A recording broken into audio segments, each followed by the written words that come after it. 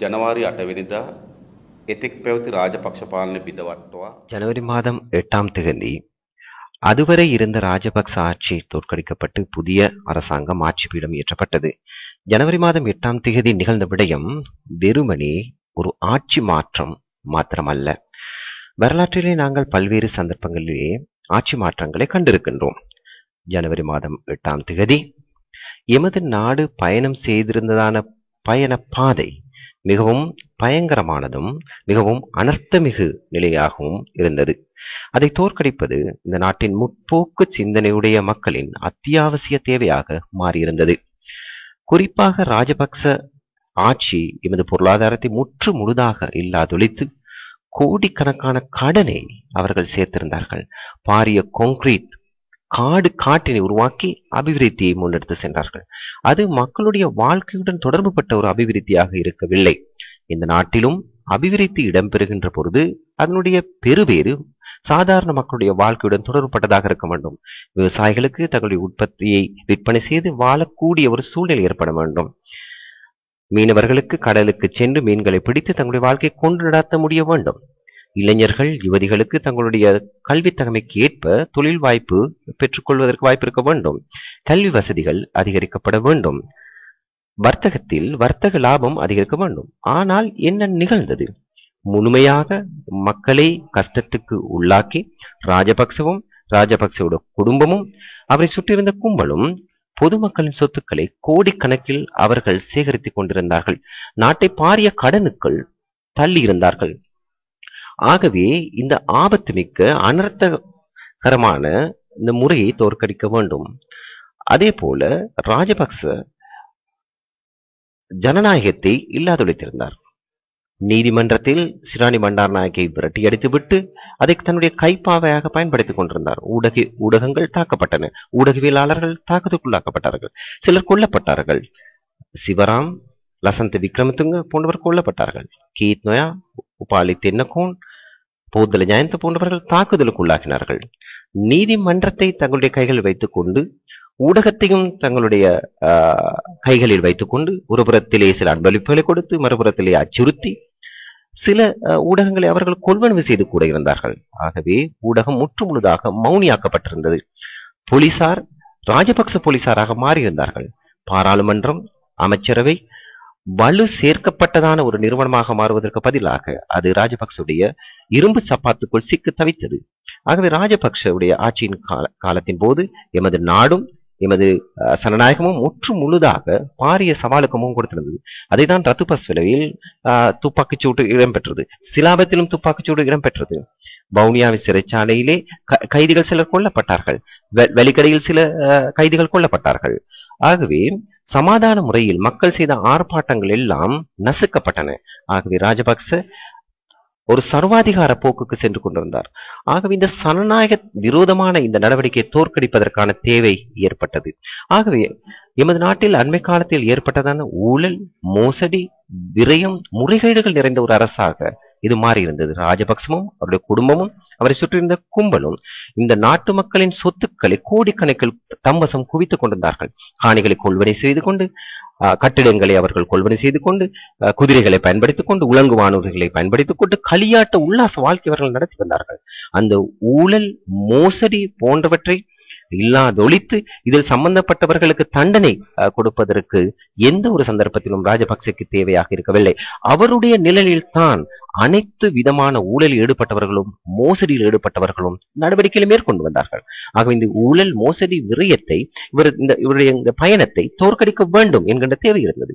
அதே போலவே யுத்தம் தேசிய சமாதானத்தை கட்டி எழுப்புகின்ற விடயத்தில் மிக முக்கியமான ஒரு விடயமாக இருக்கின்றது. எங்களுக்கு தெரியும், மே மாதம் 19ஆம் தேதி எமது நாட்டில் யுத்தம் முடிவுக்கு கொண்டு வரப்பட்டது. யுத்தம் முடிவடைந்தது என்பதற்காக எமது பிரச்சனை முழுமையாக தீர்க்கப்படவில்லை. அது பாதி அளவில் தான் முடிவடைந்தது. சிங்கள, தமிழ், முஸ்லிம் ஆகிய அனைவரும் யுத்தத்தினால் பெரும் பாதிக்கப்பட்டிருந்தோம். எவ்வளவு இந்த யுத்தத்தினால் சேதம் ஏற்பட்டது, எத்தனை பேர் மரணமடைந்தார்கள், எவ்வளவு சொத்துக்களை இழந்திருக்கிறோம் என்று இதுவரை மதிப்பிடப்படவில்லை. தெற்கிலும் தூர கிராமங்களில் இருந்து சென்ற இளைஞர்களும் யுவதிகளும் மரணமடைந்தார்கள். எல்டிடி அமைப்பின் இறைகளாக சாதாரண அப்பாவி மக்களின் பிள்ளைகள் பயன்படுத்தப்பட்டு வந்தார்கள். யுத்தம் முடிவடைந்திருக்கின்றது. இந்த யுத்தம் நாங்கள் எங்களை கைப்பற்றிக் கொண்டிருந்ததான ஒரு அந்நிய தேசத்தவரை நாங்கள் விரட்டி அடிக்கும் ஒரு யுத்தம் அல்ல, அல்லது இன்னொரு ஒரு நாடு இன்னொரு நாட்டினை தம்பசம் வைத்திருந்ததுக்கு எதிரான ஒரு யுத்தம் அல்ல. இது நாட்டுக்குள்ளே இடம்பெற்றதான ஒரு சிவில் யுத்தம். அதற்கு ஆயிரக்கணக்கான உயிர்களை நாங்கள் காவு கொடுத்தோம். யுத்தம் முடிவடைந்தாலும் தேசிய சமாதானம் கட்டியெழுப்பப்படவில்லை. யுத்தத்துக்கு பின்னர் ராஜபக்ச ஆட்சி மேற்கொள்ள வேண்டிய பல நடவடிக்கைகளை ராஜபக்ச மேற்கொள்ளவில்லை. யுத்தத்தின் வெற்றி அவர் களியாட்டமாக மாற்றிக்கொண்டு, அதே போல பாட்சோறுகளை அவர் சமைத்து உண்டு அரசராக வேடம் பூண்டு அவர் இதை களியாட்டமாக மாற்றிக்கொண்டிருந்தார். லட்சக்கணக்கான மக்கள் வடக்கிலே இடம்பெயர்ந்திருந்தார்கள். தமது பிள்ளைகளுக்கு என்ன நடந்தது என்று கூட அவர்களுக்கு தெரியாது. தங்களுடைய வீடுகள், காணிகள் முற்று முழுதாக அழிவுக்கு உள்ளாக்கப்பட்டிருந்தன. தங்களுடைய வருமான மூலங்கள் முற்று முழுதாக அழிவுக்கு உட்படுத்தப்பட்டிருந்தன. தங்களுடைய பிள்ளைகள் ஆயிரக்கணக்கானவர்கள் விளக்கமறியல் அல்லது தடுத்து வைக்கப்பட்டிருந்தார்கள். ஆகவே ராஜபக்ச யுத்தத்தை முடிவு கொண்டு வந்தாலும் தமிழ் மக்களை ஒன்று சேர்ப்பதற்கு அல்லது ஐக்கியத்தை உருவாக்குவதற்கு, தேசிய சமாதானத்தை கட்டியெழுப்பதற்கு நடவடிக்கை மேற்கொள்ளவில்லை. அதற்கு பதிலாக ராஜபக்ச தேசிய ஒற்றுமையை இல்லாதொழித்தார். அந்த பிரதேசத்திலே காணிகள் சம்பந்தப்பட்ட பிரச்சனைக்கு துரிதமாக தீர்வு பெற்றுக் கொடுத்திருக்க வேண்டும். அதற்கு பதிலாக ராஜபக்ச என்ன செய்தார்? அந்த பிரதேசத்தில் புதிய குடியேற்றங்களை ஏற்படுத்துவதற்கு முயற்சி செய்தார். கடற்கரை பிரதேசங்களிலே தங்களுடைய ஆதரவாளர்களுக்கு ஹோட்டல்களை அமைப்பதற்காக கொடுக்க ஆரம்பித்தார். A9 வீதியின் இருமரங்களும் தங்களுடைய ஆதரவாளர்களுக்கு அவர் வர்த்தக நடவடிக்கைகளை மேற்கொள்வதற்காக வழங்கினார். ஆகவே பிரச்சனை தீர்ப்பதற்கு ஒரு முயற்சி செய்யவில்லை. யுத்தம் முடிவடைந்த பிறகு அவருடைய வருமானம், அவருடைய சொத்துக்கள் எல்லாம் அழிவுக்கு உட்படுத்திருந்தன. அதை மீள கட்டி எழுப்பதற்கு ராஜபக்ச அரசாங்கம் நடவடிக்கை மேற்கொள்ளவில்லை. அதற்கு பதிலாக இந்த ராஜபக்ச குடும்பத்தை சேர்ந்தவர்கள் போலியான கான்கிரீட் காடுகளை கட்டி எழுப்பி அதுதான் அபிவிருத்தி என்று சொல்லிக் கொண்டிருந்தார்கள். மக்களுடைய வாழ்க்கை கட்டி எழுப்ப அவர் முயற்சி செய்யவில்லை. ஆகவே இந்த பெருவேறு மக்களை சென்று சேரவில்லை. LTT அமைப்பை சேர்ந்த KP, கருணா, தயா மாஸ்டர் போன்றவர்கள் வெளியில் இருந்தார்கள். ஆனால் ஆயிரக்கணக்கான அப்பாவி இளைஞர்கள், யுவதிகளும் சிறைவாசம் அனுபவித்தார்கள். ஆகவே தமிழ் மக்கள் இந்த ஆட்சியில் நாட்டில் இருந்தவர்கள் விலகி போனார்கள். யுத்தத்துக்காக நாங்கள் எவ்வளவு கஷ்டப்பட்டோம், எவ்வளவு உயிர்களை நாங்கள் கொடுத்தோம். அதில் அழிவுக்குட்படுத்தப்பட்டதான காணிகள், நாங்கள் இழந்த எதிர்காலத்தை கட்டி எழுப்புவதற்காக தேசிய ஒற்றுமை அவர்கள் ஏற்படுத்தியிருக்க வேண்டும். ஆனால் அதை செய்யவில்லை. யுத்தத்தின் இறுதி காலத்தில் இருந்த நிலைமையை விட மக்களுக்கு இடையில் பகைமை, நம்பிக்கையின்மை, ஐயம் போன்றவற்றைத்தான் அவர்கள் ஏற்படுத்தினார்கள். வடக்கில் மாத்திரமல்லாமல் மீண்டும் ராஜபக்ச பல்வேறு குழுக்களை அமைத்துக் கொண்டு சிங்கள முஸ்லிம் மக்களிடையிலும் கூட ஒரு பிரச்சனை ஏற்படுத்தினார். ஆகவே ராஜபக்ச பயணம் செய்த பயணம் சிங்கள, தமிழ், முஸ்லிம் மக்களுக்கிடையே சமாதானத்தை கட்டியெழுப்பதற்கு பதிலாக, ஒற்றுமை கட்டியெழுப்பதற்கு பதிலாக, சமாதானத்தை கட்டியெழுப்பதற்கு பதிலாக ராஜபக்ச அவர்களுக்கிடையிலே விரிசலை ஏற்படுத்துவதற்கு, ஐயத்தையும் அவநம்பிக்கையும் பகைமையும் எதிர்ப்புணர்வை ஏற்படுத்துவதற்கு தான் முயற்சி மேற்கொண்டிருந்தார். இந்த நிலைமை தொடர்ச்சியாக முன்னெடுக்கப்பட்டிருந்தால் மீண்டும் இந்த நாட்டிலே யுத்தம் ஏற்படுவதை தடுத்திருக்க முடியாது. ஆக இந்த அழிவு பாதையை நிறுத்த வேண்டும். அதைதான் ஜனவரி மாதம் 8ஆம் தேதி முடிவு கொள்ளப்பட்டது. ராஜபக்ச அரசாங்கம் ஆட்சி கவிழ்க்கப்பட்டு வெறுமனே இது தேர்தல் காலத்தில் 1.5 மாதத்தில் ஏற்பட்டதான மாற்றம் அல்ல.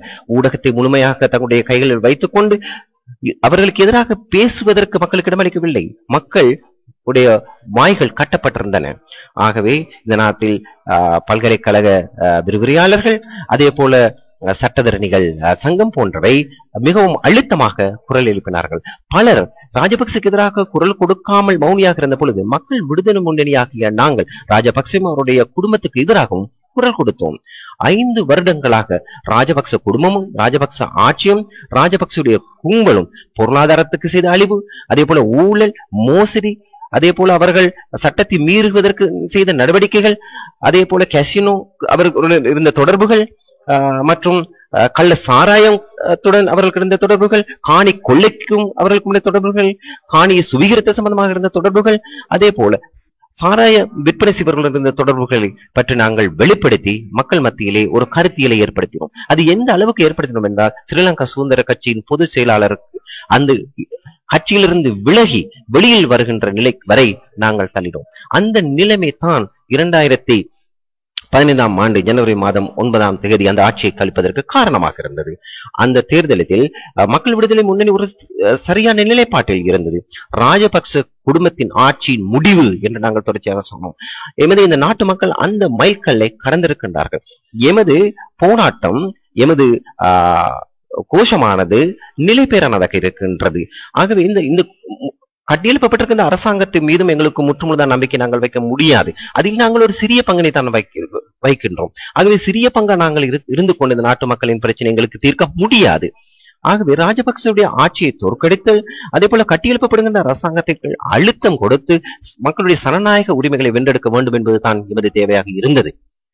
குறிப்பாக ஜனவரி மாதம் 8ஆம் தேதி பெற்றுக்கொண்டதான வெற்றி, ராஜபக்சவுடைய பின்பற்றி வந்தவர்கள் ராஜபக்ச கடைபிடித்து வந்ததான அழிவு பாதையை தோற்கடிப்பது எங்களுக்கு முடிந்தது. ஆனாலும் பாரிய கனவுகளுக்கு நீங்கள் செல்ல வேண்டாம், பாரிய நோக்கங்களுக்கு நீங்கள் செல்ல வேண்டாம், பாரிய எதிர்பார்ப்புகளுக்கு நீங்கள் செல்ல வேண்டாம். இந்த காலகட்டத்துக்குள் செய்யக்கூடிய விடயங்கள் மிகவும் குறுகிய அல்ல மட்டுப்படுத்தப்பட்டதான விடயங்களாக இருக்கின்றன. சாதாரண நாட்டில் என்ன நடக்கும் என்றால், ஜனாதிபதி தேர்தல் முடிவடைந்த உடனேயே பொது தேர்தல் வரும். ஆகவே வெற்றியடைகின்ற ஜனாதிபதி நினைப்பார், மிக விரைவில் தனக்கு சார்பான ஒரு பாராளுமன்ற ஆட்சியை உருவாக்கிக் கொள்ள வேண்டும் என்று நினைப்பார். ஆனால் இப்பொழுது அந்த நிலைமை அப்படியாக இல்லை. ஜனாதிபதி தேர்தலின் போது ராஜபக்ச ஆட்சி தோற்கடிக்கப்பட்டு உடனடியாக பொது தேர்தல் வரவில்லை. பொது தேர்தல் 100 நாட்களுக்கு பிறகுதான் வரப்போகின்றது. அதற்கு பிறகுதான் பாராளுமன்றம் கலைக்கப்படும். இந்த 100 நாட்களுக்குள் இந்த நாட்டு மக்களுக்கும் இந்த நாட்டுக்கும் பெற்றுக் கொடுக்கக்கூடிய நிவாரணங்கள், சனநாயக உரிமைகளை பெற்றுக் கொடுக்க வேண்டும். அது மிகவும் முக்கியமானது. எமது நாட்டில் இந்த அழிவுக்கு பதில் சொல்ல வேண்டிய, பொறுப்பு கூற வேண்டிய இந்த நிறைவேற்று முறை, சனாதிபதி முறை நாங்கள் இல்லாதொழிக்க வேண்டும். மைத்ரிபால சிறிசேன அவர்கள் அவருடைய கொள்கை பிரகடனத்தில் இது பற்றி தெளிவாக கூறியிருக்கின்றார். ஆகவே இந்த நிறைவேற்று அதிகாரமுடைய சனாதிபதி முறையை நீக்குவதற்கென்றால் அரசியல் அமைப்பில் ஒரு மாற்றத்தை ஏற்படுத்துவது வேண்டும். அதை பாராளுமன்றத்தில் கொண்டு வர வேண்டும். அதற்கு மக்கள் விடுதலை முன்னணி தனது பங்களிப்பை முற்றுமுழுதாக வழங்கும். ஆகவே இந்த பாராளுமன்ற காலத்துக்குள் அதை செய்ய முடியும் என்று நாங்கள் அதை நினைக்கின்றோம். அதே போல எமது நாட்டுக்குள்ளே அரச ஆட்சியின் போது ஒரு தனி நபரின் கையில் தான் அனைத்தும் இருந்தது. அதற்கு பதிலாக 2001ஆம் ஆண்டு அரசியல் அமைப்பில் புதிய மறுசீரமைப்பினை கொண்டு வந்து சுயாதீன ஆணைக்குழுவினை அமைப்பதற்கு எங்களுக்கு ஆற்றல் கிடைத்தது. ஆனால் ராஜபக்ச அரசாங்கம் அதையும் இல்லாதொழித்தது. மீண்டும் இந்த சுயாதீன ஆணைக்குழு ஏதேனும் தவறும் இருந்திருக்கும் என்றால், அதில் வலு குறைவாக இருந்தால் அதை வலு ஓட்டி அதை நாங்கள் ஏற்படுத்த வேண்டும். தேர்தல் ஆணைக்குழு, போலீஸ் ஆணைக்குழு, அதே போல நீதி ஆணைக்குழு போன்றவர்களை நாங்கள் ஏற்படுத்தி புதிய மறுசீரமைப்புகளை மேற்கொள்ள வேண்டும். அதை 100 நாட்களுக்குள் நாங்கள் கட்டாயமாக செய்து முடிக்க வேண்டிய சனநாயக ரீதியிலான தேவைகளாக இருக்கின்றன. அதே போல எமது நாட்டிலே தகவல் அறிந்து கொள்வதற்கான உரிமை மிகவும் முக்கியமானது. இந்த நாட்டு மக்களுக்கு தகவல்களை அறிந்து கொள்வதற்கான உரிமை கட்டாயம் இருக்கின்றது. அதை உறுதிப்படுத்திக் கொள்வதற்காக தகவல் அறிந்து கொள்வதற்கான சட்டத்தை நாங்கள் பாராளுமன்றத்தில் கொண்டு வருவதற்கு நாங்கள் முயற்சி செய்ய வேண்டும். அதே போல ஔடத கொள்கை, எமது நாட்டில் பல நோய்கள் வர்த்தக பெயரினால் விற்கப்படுகின்றதான மருந்து வகையினால் கஷ்டப்படுகின்றார்கள். 15 ரூபாய் பெறுமதி விலையை 700 ரூபாய்க்கு கூட விற்கின்ற சந்தர்ப்பங்கள் இருக்கின்றன. குறைந்த விலையில் இருக்கின்ற விலைகளை பெரும் விலையில் அவர்கள் விற்கின்றார்கள். ஆகவே இந்த நாட்டு மக்கள் பாரிய கஷ்டத்துக்கு உள்ளாகி இருக்கின்றார்கள். ஆகவே நாங்கள் சரியான ஔடத கொள்கையை அறிமுகப்படுத்த வேண்டும். அதை விரைவாக அதற்கு ஏற்புடைய சட்டத்தை பாராளுமன்றத்துக்கு கொண்டு வர வேண்டும். பாராளுமன்றத்துக்குள்ளே பல சட்ட மறுசீரமைப்பு எங்களுக்கு செய்ய வேண்டும். எமது நாட்டில் ஒரு புதிய ஆணைக்குழுவை, புதிய நிறுவனங்களை உருவாக்க வேண்டும். லஞ்சம் ஊழல் சம்பந்தமாக இருக்கின்றதான ஆணைக்குழுவுக்கு இருக்கின்றதான அதிகாரங்களை அதிகரிக்க வேண்டும். அதே போல தேர்தல் ஆணைக்குழுக்கு தேவையான அதிகாரங்களை பெற்றுக் கொடுப்பதற்கான மறுசீரமைப்புகளை செய்ய வேண்டும். அது எமது நாட்டில் எதிர்காலத்தில் சனநாயகத்தை கட்டியெழுப்பதற்கு தேவையாக இருக்கும். அதே போல எமது நாட்டு மக்களின் சொத்துக்களை கோடிக்கணக்கில் கொள்ளையடித்தவர்களை சட்டத்துக்கு முன் கொண்டு வர வேண்டும். அந்த சொத்துக்களை மீள நாட்டுக்கு பெற்றுக்கொள்ள வேண்டும். மக்களுக்கு சொந்தமான சொத்துக்களைத்தான் அவர்கள் இவ்வாறாக கொள்ளையடித்திருக்கின்றார்கள். அதற்கு தேவையான நடவடிக்கைகளை இந்த சந்தர்ப்பத்தில் நாங்கள் கொண்டு வர வேண்டும். அதே போல மக்கள் மீது சுமத்தப்பட்டிருக்கின்றதான இந்த வரி சுமையை இல்லாதொழித்து மக்களுக்கு நிவாரணம் பெற்றுக் கொடுக்க முடியும் என்றால் இதை 100 நாட்களுக்குள் நாங்கள் செய்து கொள்ள வேண்டும். ஆக இந்த 100 நாட்களுக்குள் என்ன செய்து கொள்ள முடியும் என்று நாங்கள் அறிந்து கொள்ள வேண்டும். பாரிய எதிர்பார்ப்புகளை நாங்கள் வைத்துக் கொள்ளக்கூடாது, பாரிய கனவுகளை வைத்துக் கொள்ளக்கூடாது. ஆனாலும் சில சனநாயக தேவைகள் இருக்கின்றன. அவைகளை அவற்றை நாங்கள் ஈடேற்றுக் கொள்ள வேண்டும். அதற்கு எமது பங்களிப்பினையும் எமது ஒத்துழைப்பினையும் அழுத்தத்தையும் நாங்கள் கட்டாயமாக கொடுப்போம். ஆனாலும் இந்த 100 நாட்களுக்குள் இந்த விடயங்களை முற்று முழுதாக நாங்கள் எமது பிரச்சனைகளுக்கெல்லாம் தீர்வு காண முடியும் என்று நான் நினைக்கவில்லை. இந்த அரசாங்கத்துக்கும் இந்த முறைமைக்கும் இந்த ஆட்சிக்கும் இந்த 100 நாட்களுக்குள் அனைத்தையும் ஈடேற்ற முடியும் என்று நாங்கள் நினைக்கவில்லை. ஆகவே சமூக பரிமாற்றம் ஒன்று தேவையாக இருக்கின்றது. அந்த மாற்றத்துக்காக தான் எமது கட்சி உருவாக்கப்பட்டிருக்கின்றது. அதற்காகத்தான் நாங்கள் பணியாற்றிக் கொண்டிருக்கின்றோம். எமது நாட்டின் பொருளாதாரம் இதைவிட உற்பத்தியை மையமாக கொண்டதான, அந்த உற்பத்தி நியாயமாக பகிரப்படுகின்றதான ஒரு முறைமை ஏற்பட வேண்டும். இந்த நாட்டில் சனநாயகம் உறுதிப்படுத்தப்பட வேண்டும். இந்த ஆட்சிக்கு அதை செய்ய முடியும் என்று நான் நினைக்கவில்லை. நீதிமன்றத்தின் சுயாதீனம், ஊடகத்தின் சுயாதீனம், தூர இடங்களிலிருந்து பாராளுமன்றத்துக்கு வருகின்றதான பாராளுமன்ற உறுப்பினர்கள் மனசாட்சிக்கு ஏற்ப தங்களுடைய கருத்துக்களை தெரிவிப்பதற்கும் வாக்களிப்பதற்கும் இருக்கின்றதான உரிமை உறுதிப்படுத்தப்பட வேண்டும். அது எல்லாம் இந்த காலத்தில் செய்ய முடியும் என்று நாங்கள் நினைக்கவில்லை, அல்லது இந்த ஆட்சிக்கு செய்ய முடியும் என்று நினைக்கவில்லை. ஆகவே இதற்கு அப்பால் நாங்கள் செய்ய வேண்டும். 100 நாட்களுக்கு பின்பு பாராளுமன்ற தேர்தல் வரப்போகின்றது. அந்த சந்தர்ப்பத்திலே மக்கள் விடுதலை முன்னணியைச் சேர்ந்த பல உறுப்பினர்களை பாராளுமன்றத்துக்கு அனுப்ப வேண்டும் என்று நாங்கள் நினைக்கின்றோம். இந்த நாட்டிலே பிரச்சனை ஏற்படுகின்ற பொழுது மக்கள் விடுதலை முன்னணி குரல் கொடுக்கின்றது. இந்த நாட்டுக்கு ஏதேனும் அனர்த்தம் ஏற்படுகின்ற பொழுது மக்கள் விடுதலை முன்னணி குரல் கொடுக்கின்றது. இந்த நாட்டில் ஊழல் விரயம் ஏற்படுகின்ற பொழுது மக்கள் விடுதலை முன்னணி அதற்கு குரல் கொடுக்கின்றது. அதே போல பல்வேறு சந்தர்ப்பங்கள் உயிரோட்டத்துடன் மக்கள் விடுதலை முன்னணி தங்களுடைய பங்களிப்பை வழங்கி இருக்கின்றது. ஆகவே மக்கள் விடுதலை முன்னணி மிகவும் வலுவான ஒரு நிலைமையில் இருந்து இதற்கு குரல் கொடுத்திருக்கின்றது. ஆகவே அடுத்து பாராளுமன்ற தேர்தல் வரப்போகின்றது. அதற்கு நாங்கள் தயாராக வேண்டும். பாரிய ஒரு அரசியல் மறுசீரமைப்பை ஏற்படுத்தக்கூடிய வகையில் ஒரு பாரிய ஒரு முறைமையை நாங்கள் ஏற்படுத்த வேண்டும். இந்த நாட்டில் தேசிய சமாதானத்தை கட்டியெழுப்ப வேண்டும். சிங்கள, தமிழ், முஸ்லிம் ஆகிய 3 முக்கிய இனங்கள் வாழ்கின்றார்கள். அவர்கள் தென்னிந்தியாவில் இருந்து வந்தார்களா, வட இந்தியில் வந்தார்களா, அல்லது கொரமண்டல் பிரதேசத்தில் வந்தார்களா, அல்லது திருமணம் காரணமாக இங்கு வந்தார்களா, அல்லது ஆக்கிரமிப்பு காரணமாக இங்கு வந்தார்களா, அங்கு அல்லது தோட்டப்புறத்தில் பெருந்தோட்டத்தில் வேலை செய்ய வந்தார்களா என்பது பிரச்சனை இல்லை. ஆனால் எமக்கு இருக்கின்றதான பிரச்சனை என்ன? எமது பொருளாதாரத்தை நாங்கள் கட்டியெழுப்ப வேண்டும், சனநாயகத்தை கட்டியெழுப்ப வேண்டும். முக்கியமான 3 இனங்கள் வாழ்கின்றார்கள். அவர்களுக்கிடையே ஒற்றுமை ஏற்படுத்தாமல் எமது நாட்டை அபிவிருத்தி செய்ய முடியாது, கட்டியெழுப்ப முடியாது. ஆகவே தேர்தலில் நாங்கள் சமமானவர்கள் என்று பேசுவதில் ஊடாக, நாங்கள் ஐக்கியத்துடன் வாழ்கின்றோம் என்று பேசுவதன் ஊடாக இதை செய்ய முடியாது. உண்மையான ஒரு சமாதானத்தை கட்டியெழுப்ப வேண்டும். 2 பிரதான மொழிகள் இருக்கின்றன. அந்த 2 மொழிகளுக்கு சம அந்தஸ்து வழங்கப்பட வேண்டும். அது சமமாக பணியாற்றுவதற்கான சந்தர்ப்பம் வழங்கப்பட வேண்டும். ஆகவே 4 பிரதான சமயங்கள் இருக்கின்றன. இந்து, இஸ்லாம், பௌத்தம், அதே போல கத்தோலிக்க சமயங்கள் பின்பற்றப்படுகின்றன. ஆகவே அந்த சமயங்களை பின்பற்றுவதற்கும் சமாதானமாக வாழ்வதற்கான ஒரு முறைமை ஏற்படுத்தப்பட வேண்டும். ஆகவே அவர்களுக்கு தனித்துவமான கலாச்சாரம் இருக்கின்றன. அந்த கலாச்சார அம்சங்களை அவர்கள் பின்பற்றுவதற்கும் நாங்கள் வழி சமைக்க வேண்டும். அதே போல அதற்கு நாங்கள் மதிப்பளிக்க வேண்டும். ஆகவே இந்த 100 நாட்களுக்குள் இந்த ஆட்சியில் அல்லது இந்த மாதிரியான ஒரு ஆட்சிக்குள் அதை கட்டியெழுப்ப முடியும் என்று நாங்கள் நினைக்கவில்லை. ஆகவே இது சமத்துவம், சிங்களம், தமிழ், முஸ்லிம் மக்களுடைய உரிமையாக ஏற்றுக்கொள்கின்ற சனாக ரீதியிலான ஒரு ஆட்சியுண்டாக இதை செய்யவே முடியும். அதை மக்கள் விடுதலை முன்னணிக்கு மாத்திரம் தான் ஏற்படுத்த முடியும். ஆகவே பாரிய ஒரு சமூக மாற்றத்தை ஏற்படுத்த வேண்டும். அவ்வாறு சமூக மாற்றத்தை ஏற்படுத்துவதற்கு சிங்களம், தமிழ், முஸ்லிம் மக்களுடைய கிடையே சமாதானத்தை கட்டி எழுப்பது மிக முக்கியமானது. ஒற்றுமை மிக முக்கியமானது. அதுக்கு மக்கள் விடுதலை முன்னணியும் கைகோர்த்துக் கொள்ளுங்கள் என்று கேட்டு விடைபெறுகின்றேன். நன்றி.